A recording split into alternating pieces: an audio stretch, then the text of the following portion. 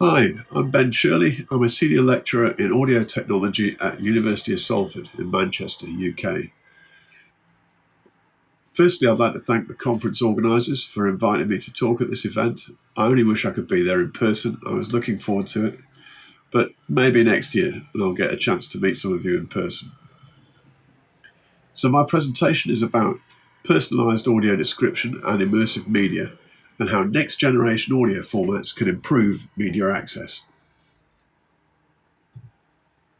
So to summarise, this is all about how changes in broadcast technology can offer opportunities for accessibility. And specifically, they can offer personalised audio for individual people depending on their individual preferences and needs. So first, a little history. Between 2005 and 2010, we had digital switchover in the UK. Round about 2003, I was approached by the Independent Television Commission, later became Ofcom, who said, with all this additional data and all this additional audio, which is going to be broadcast in 5.1 on the new digital TV networks, how can we make this digital TV better for people who are hard of hearing? So this kicked off the Clean Audio project, which ran at Salford between 2003 2005, and also formed the UK Clean Audio Forum, which was a consortium of broadcast equipment manufacturers, of broadcasters, of program makers, and so on, who wanted to make this happen. So the project made use of the 5.1 audio in that speech was usually in just the center channel. So firstly, we could reduce the level of the non-speech sounds. We could increase the relative level of the speech, the dialogue, just by turning down the other channels, which was a nice quick win for us. What we also found was by playing the dialogue out of a center channel, a center loudspeaker, rather than as a phantom center in a stereo system, that actually improved intelligibility. So some of this was standardized in various international broadcast standards like the Digital Video Broadcasting, ETSI, EBU, IPTV, Nordage, and so on, which was a nice win from the project, although it didn't work for everyone and it wasn't adopted in that many territories, not least because of the different ways in which broadcasters made use of the centre channel or didn't make use of the centre channel in different territories. But essentially, we were making use of new broadcast standards to improve media access. So fast forward to today, again, we're in the same position. We have new broadcast audio formats, and I think this brings with it new opportunities using next generation audio, or NGA as it's often termed. And don't worry, we'll go through the details of what this is over the next few slides. So questions for today. What is next generation audio? How can it improve media access? And what about audio description? Where does this come in? So question one, what is next generation audio? Well, next generation audio is a new generation of object-based audio formats. We'll get to the object-based bit in a minute. And it's a new way to define audio and a new way to broadcast audio. And it's aimed at immersive and personalized sound experiences. So, object-based audio. What do I mean by object-based audio? Well, let's use an example of this piece of media. This is a movie called Elephant's Dream, which we've used in various research projects and so on. And if you think about the audio that's present in a TV program or some kind of broadcast, we've got all these different elements. We have the dialogue, we have fan noise.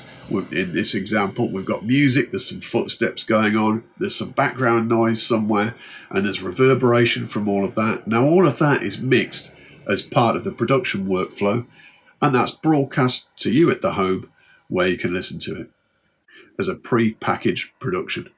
There's not much you can do in terms of personalization with that.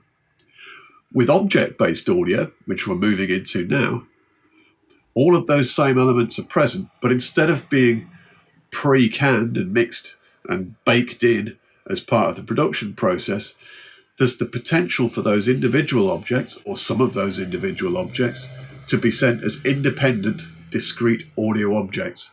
So they're sent as music, as dialogue, as reverberation, as noise, as footsteps, and those individual objects can be broadcast and they can be mixed in your set-top box, in your smart TV, based on your personal preference.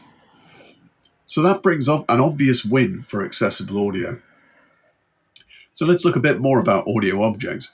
Audio objects have got essentially two elements. There's the audio itself, a bunch of audio samples, and there's information about the audio, which we'll call metadata. And both of these are transmitted together. And the metadata essentially tells the set-top box or the TV how it should understand this audio, how it should be replayed, where it should come from, what level, how it should be panned, and so on. That brings us to question 2. How can this improve media access? So where the audio objects arrive at the user separately, they can be presented according to individual user preferences or individual user profiles based on their specific preferences. So most of the work that's been done on this so far has been done from the perspective of designing audio for people who have some hearing impairment. The project I started off with ITC and then Ofcom back in 2003, in fact. So we're going to look at that a little bit just to try and learn some lessons from it that we can then apply to audio description as an audio object. So we can do anything with these objects, but let's describe it in another way using a cake analogy. Here's our traditional broadcast. It's a cake. It looks delicious. It's really nice if you like that kind of cake. But if you're lactose intolerant, or you don't like raisins, or you can't eat chocolate, it's a bit of a problem. You can't unbake the cake and you can't take those things out afterwards. So moving to object-based broadcast, this is like sending all of the ingredients, the audio objects, sending some metadata, that's your recipe that explains how they should be mixed in your set-top box. And finally, in your set-top box, you have a renderer. That's your chef, who's rendering all this according to the metadata. And now if you don't like raisins or you're lactose intolerant, you can just tell the chef or your set-top box to leave that ingredient out. So how to personalize your cake, or how to personalize your experience of broadcast media. A lot of the work we've looked at in this is around, as I say, for hearing impaired. So we're balancing the level of dialogue compared to other audio objects. And that balance will be different for every person. And the way we do that is we package up these individual sound elements as audio objects. So the speech gets packaged up in a speech object with associated metadata, instructions for how it should be played back.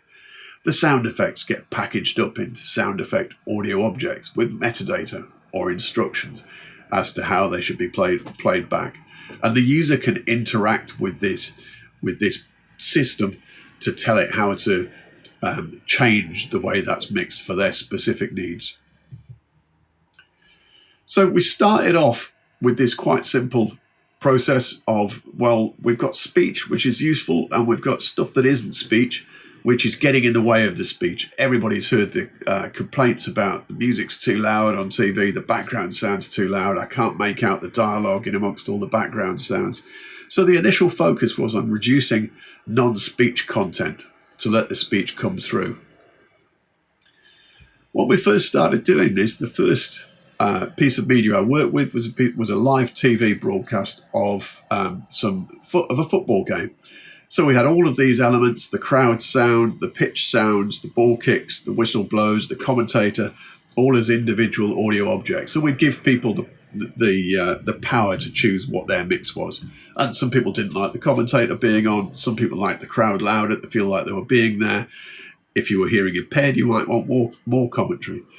So we gave them the option to do that. We could pull the crowd sound and all the pitch sounds right down, and they could have the commentary right up so they could understand every word of it.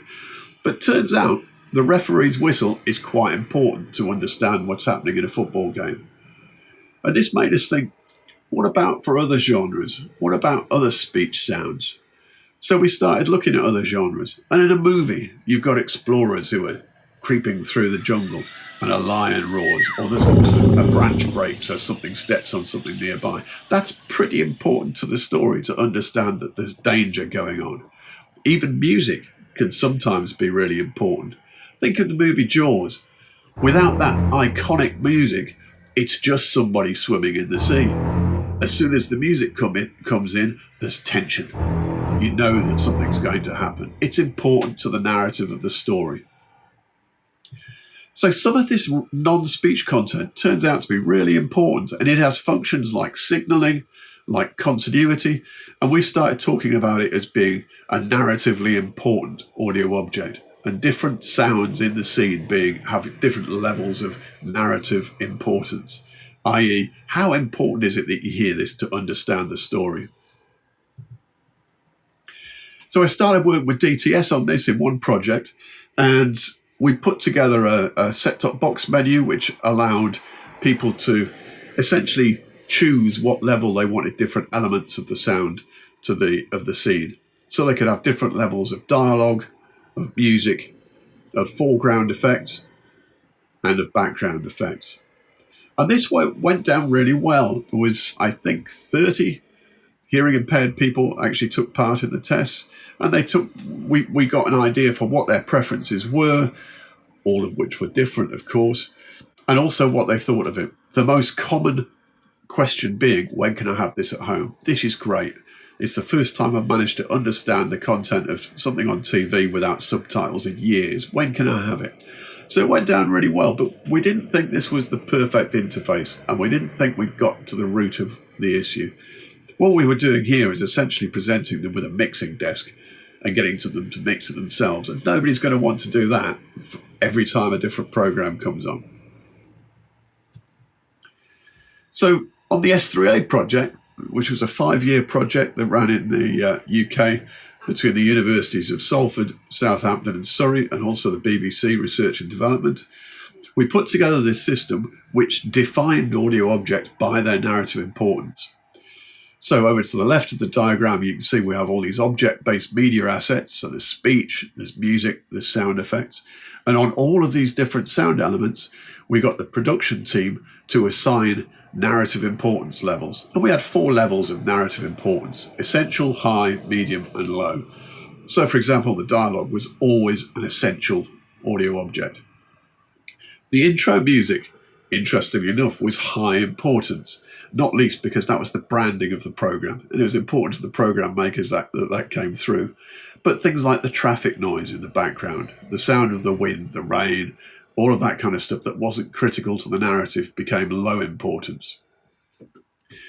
And what we presented the user with was a simple single dial complexity control. So they had one dial or a slider which they could control all the way from all the way clockwise was complex. That's the full production mix with all the bells and whistles, the sound effects, the music, the explosions, everything.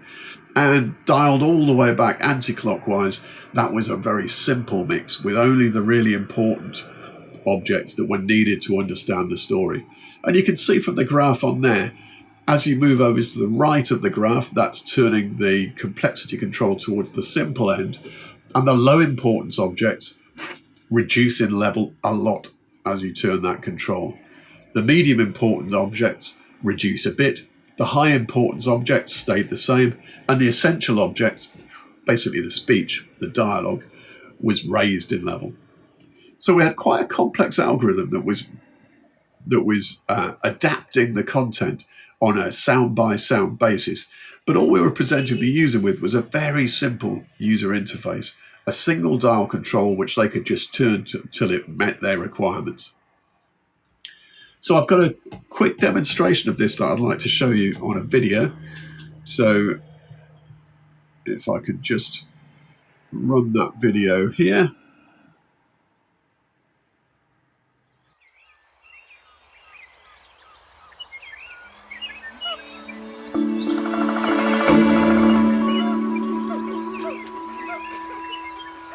It happened in the autumn forest, where the trees constantly shed copper-coloured leaves, and there's always a chill in the air.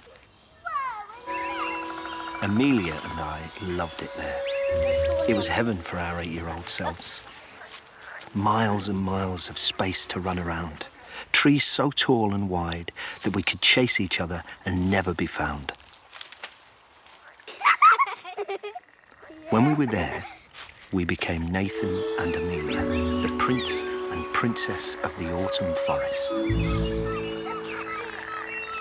Except one day, when Amelia ran off without me.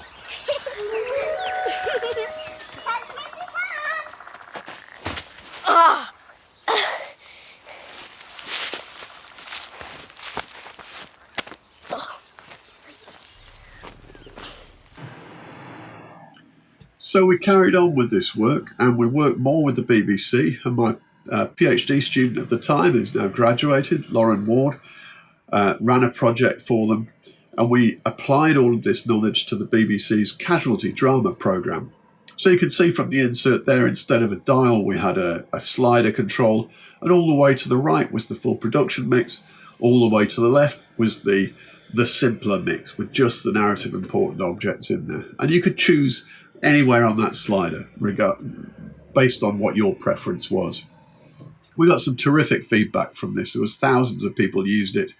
Something like 300 or 400 people filled in a detailed questionnaire about what their preferences were. Something like 90% of people said, yes, we want more of this. And interestingly, the production team who worked on this was so impressed with the output of it that they wanted to do another one. So we did another episode of Casualty this year, based on the same kind of technologies to do the same kind of interaction. So a big success that showed that object-based audio could be a real useful tool in terms of providing personalised audio based on people's user needs and specifically for accessibility. So, on to question 3. Where does audio description come in? Well, audio description you can see as it's just another audio object. In fact, you could see audio description, it could be considered as the earliest type of object-based audio. It's optional audio content that could be added based on user preference. It's almost the definition of an audio object for accessibility. So you can see, hopefully, having gone through the process of explaining how we've used it for hearing impairment, how audio description could also be an audio object and could be manipulated and could be subject to preferences or profiles of specific users. So how would you like your audio description? There's many options that we could think of in terms of how we could personalize this. We could have different level of audio description. We could have less of the program, more audio description, or we could balance that how we want. We could have a choice of voice. Do you want a male audio describer, female audio describer? Who do you want to do that? The speed of delivery. How quick do you want your audio description? Do you want it delivered at a very measured, relaxed pace, or do you want it a little bit faster than that, based on your personal preference?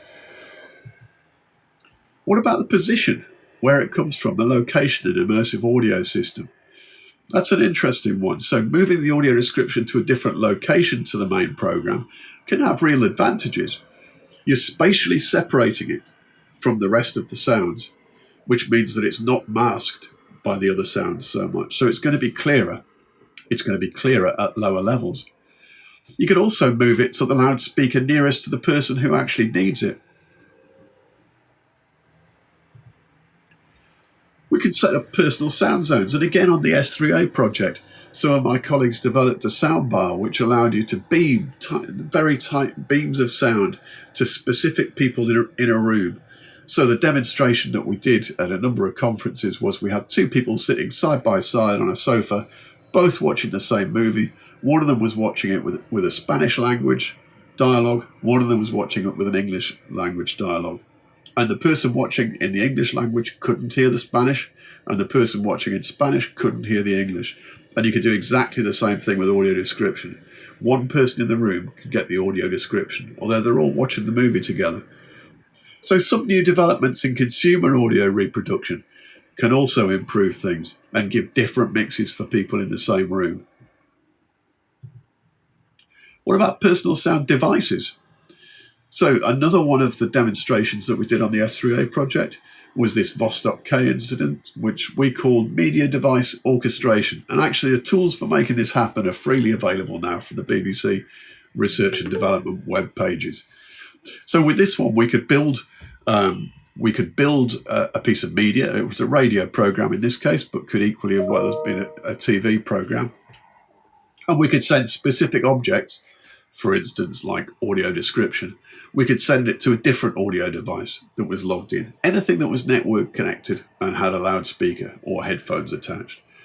So we had mobile phones, iPads, laptops, we had smart speakers and so on. And you could listen to the program on the radio, but some elements of the program would come out into the room and they would appear in these different devices around. And there's no reason why that couldn't be audio description. So the audio description for a program could come out of a completely different device to your TV, something that was nearby to the person that needed the audio description, or with headphones, or straight to a hearing aid, or to smart speakers, or however you want it delivered. So it doesn't all have to be via the same device either. You could even adjust the information richness of the audio description. So you could personalize it in terms of the level of detail that was required. Or you could personalize it in terms of the style of delivery. So we looked at this fairly recently for VR, virtual experiences of culture and heritage sites, such as museums, art galleries, and so on. And for the art gallery experience, some people definitely just wanted a description of what the painting was, what the painting showed, with various degrees of detail, maybe some technical detail about how it was painted and so on. Other people wanted something quite different, and they wanted a much more emotive description of what the picture was trying to convey and the landscape of that picture and how it was meant to make them feel and so on. And these are quite different styles of delivery, which could form a kind of personalization of the audio description. So what about other aspects of personalization for audio description? Well, there's important research still to be carried out. Very little of this is actually being done. We're beginning to have the technology to make a difference. Object-based audio is being rolled out in different territories. So it's going to start appearing in the UK using the Dolby Atmos format. It's already appearing in South Korea and in Brazil, I think, using the MPEG-H format, another object-based audio format. And these formats will be rolling out in various other countries as well. But it's no good having the technology if we don't know what to do with it. We know about the technology, but we need guidance as to what will make a real difference to make media content accessible for everyone. So we've got the technology. Now you know about the technology. Now you know about object-based audio, and you know what kind of things this technology is capable of. So how can we best use it for accessible audio description? Let us know. Ask us if we can do this. Think of anything you'd like to do with the audio description. For this question, you're the experts, and I'd be really interested in hearing what ideas you might have as to how you could personalize audio description to make things better for everyone. Thank you very much for listening. I'd very much welcome any questions or comments you might have, and I hope you enjoy the rest of the conference. As I say, I wish I could be there in person, and I hope to be there next year. Enjoy it. Bye for now.